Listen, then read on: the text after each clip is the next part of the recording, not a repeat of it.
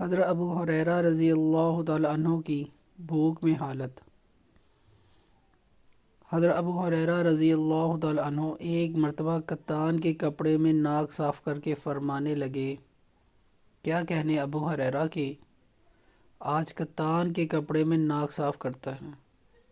حالانکہ مجھے وہ زمانہ بھی یاد ہے جب حضور اقدس صلی اللہ علیہ وسلم کے ممبر اور حجرہ کے درمیان بے ہوش پڑا ہوا ہوتا تھا اور لوگ مجنون سمجھ کر پاؤں سے گردن دباتے تھے، حالانکہ جنون نہیں تھا بلکہ بھوک تھی، یعنی بھوک کی وجہ سے کئی روز کا فاقہ ہو جاتا تھا، بے ہوشی ہو جاتی تھی اور لوگ سمجھتے تھے کہ جنون ہو گیا۔ کہتے ہیں کہ اس زمانہ میں مجنون کا علاج گردن کو پاؤں سے دبانے سے کیا جاتا تھا۔ حضرت ابو ہریرہ رضی اللہ تعالیٰ عنہ بڑے صابر اور قانع لوگوں میں تھے، کئی وقت فاقہ میں گزر جاتے تھے۔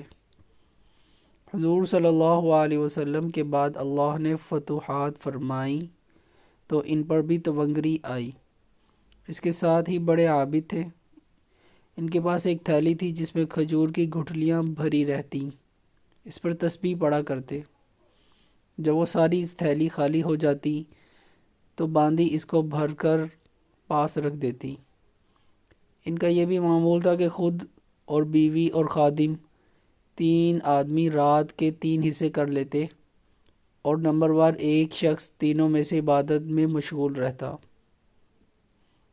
اللہ پاک ہمیں صحابہ کرام رضی اللہ تعالیٰ عنہم اجمعین کے نقش قدم پر چلنے کی توفیق عطا فرمائے، آمین۔